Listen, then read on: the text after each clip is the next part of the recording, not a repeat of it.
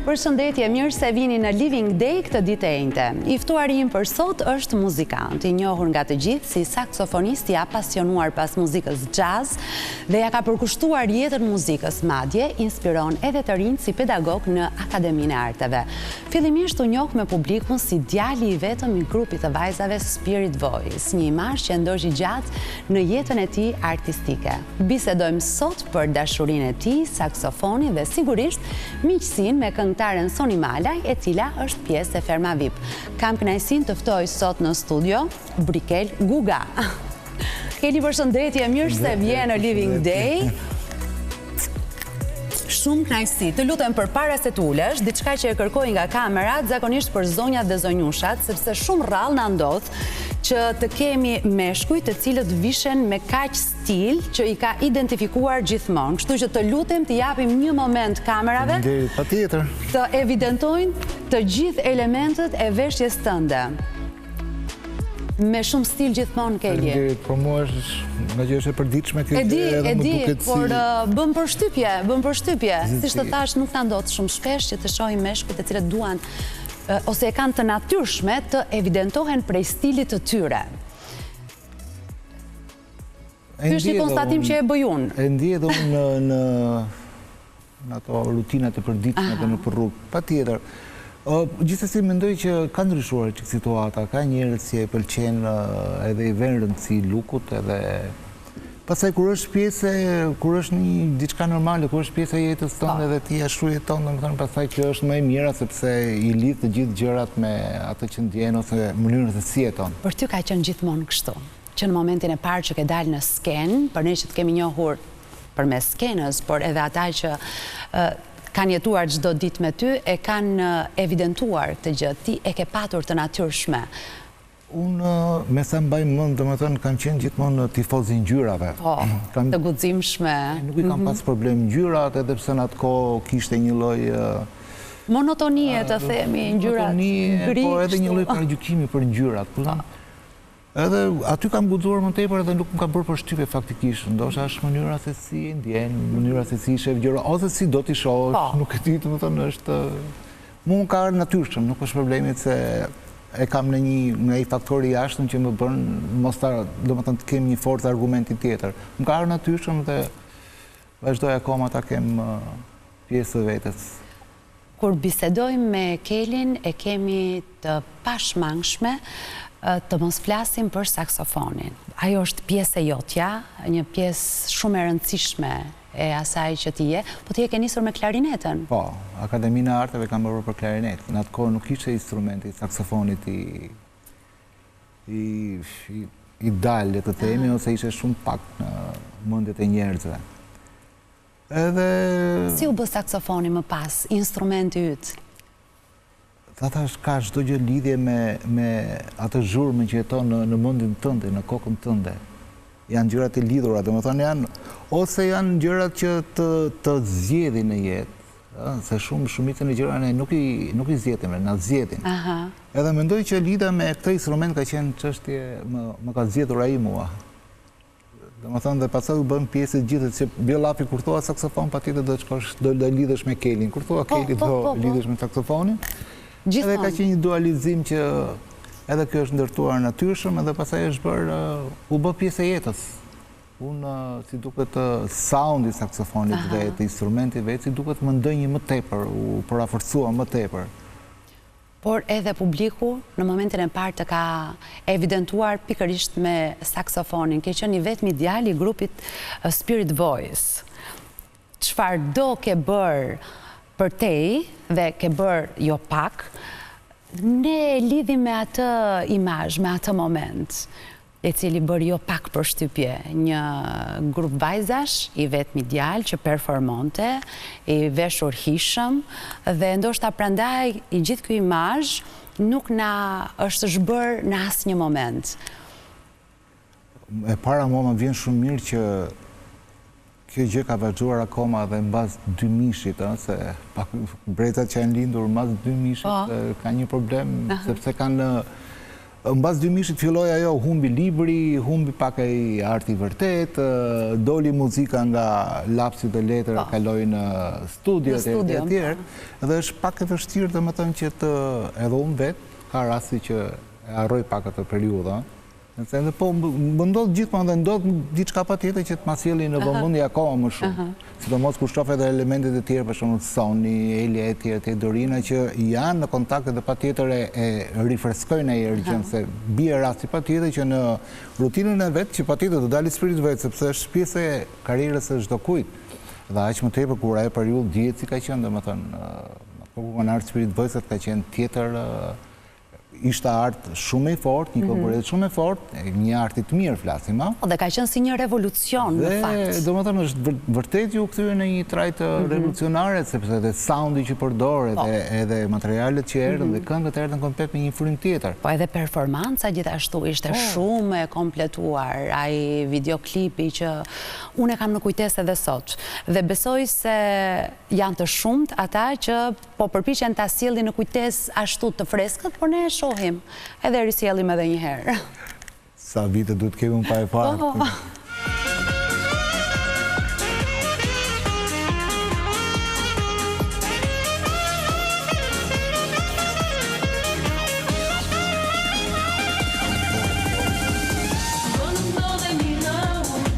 Ka qenë kënga magjike kjo, pa, ndajmë.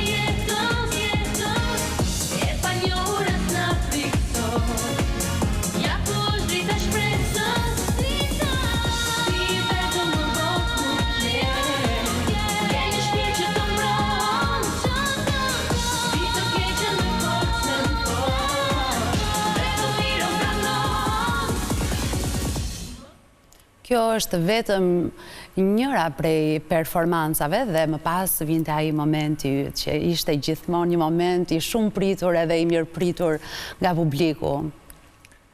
Ka bërë diferencën nga shumë grupe të tjera, pikërisht ai moment i instrumentit. Ka qenë një raport i mirë i vendosur, domethënë edhe vetë instrumenti ose pjesët që kanë qenë të menduara mirë nga kompozitorët në atë kohë.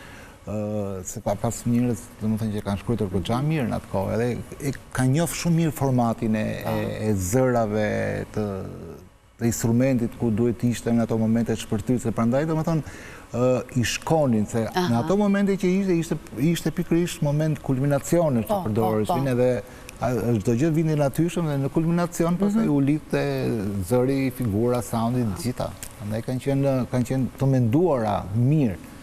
Normalisht, sepse kemi menduar më gjatë në atë kohë. Po, gjërat mendoheshin më gjatë dhe mendoheshin më shumë dhe qëndronin gjatë. Edhe sot po të dëgjosh si materiale dhe si sound prapë pëlqejnë, janë në kohë, edhe është vështirë që disa gjëra që janë luajtur vite shumë më parë, akoma sot ti vesh, ose po ti ngacmosh pak ose ti bësh një miksim ose një remix tjetër, i sjell edhe sot e kësaj ditë domethënë ka pasur melodi, ka pasur tekst, ka pasur performancë, kanë qenë gjitha gjërat e lidhura. E vërtet, dhe në secilin rast që ka qenë mundësia të pyetet secila prej vajzave për grupin, ka patur kuriozitet të madh nëse do të kishte një ritakim, nëse do të kishte një ribashkim, nëse do të kishte diçka për Spirit Voice. Po janë tentuar disa herë faktikisht, ne kemi qenë prezente edhe vonë në ca emisione. Por me të vërtetë ngeli aty se të jesh në një program apo të jesh thjesht në një natë spektakël edhe një ribashkim si dikur, ashtu siç ai publiku fanatik i juaj vërtet që e dëshiron. Ne faktikisht gjithmonë kemi pas dëshirën edhe e kemi. Mos harrojmë që të gjitha vajzat e kanë akoma në kujtesën e vet, e kanë dëshirat e veta. Pavarësisht se jeta është që është edhe normalisht ne kemi dikush jeton më larg, dikush ka pasur gjëra. Dorina vjen të jetë në Amerikë, po.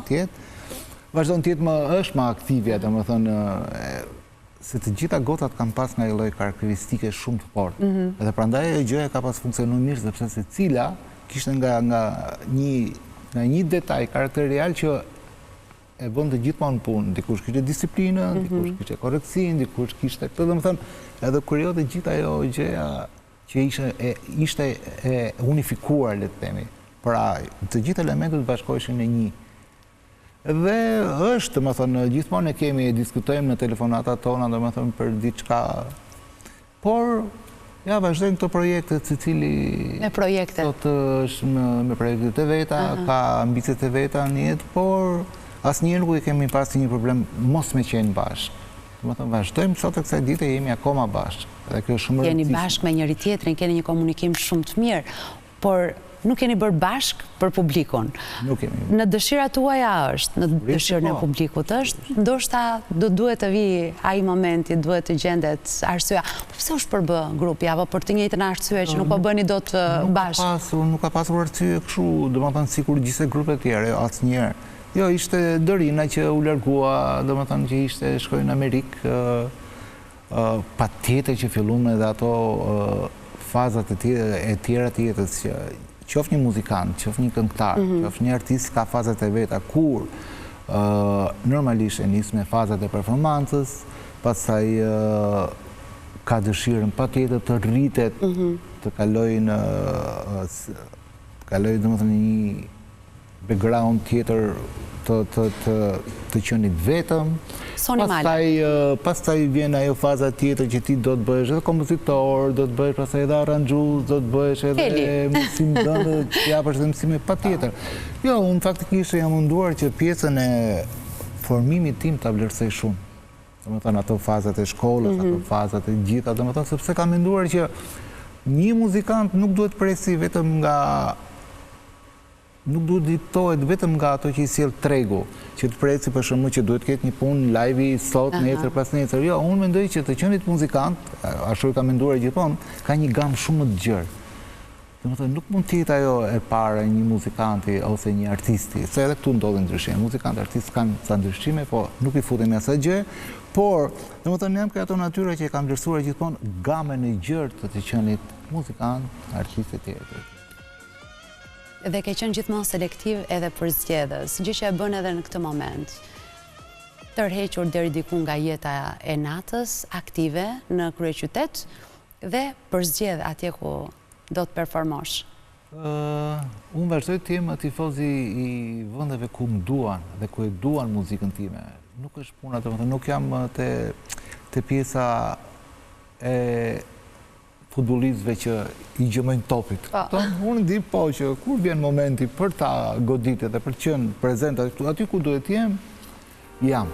Por thash, është shumë e vështirë sot për një muzikant, sepse sot muzika nuk shifet më vetëm si pasion, por shifet si një mënyrë jetese. Edhe dikush duhet zgjedhë, domethënë mendoj që sikur e kohë e pasioneve të mëdha duket sikur ka mbaruar me ne. Ju keni jetuar në kohën e pasioneve të mëdha. Sepse le të themi, nuk kemi ditën ta trajtojmë diçka sakrificë. Edhe pse kemi bërë.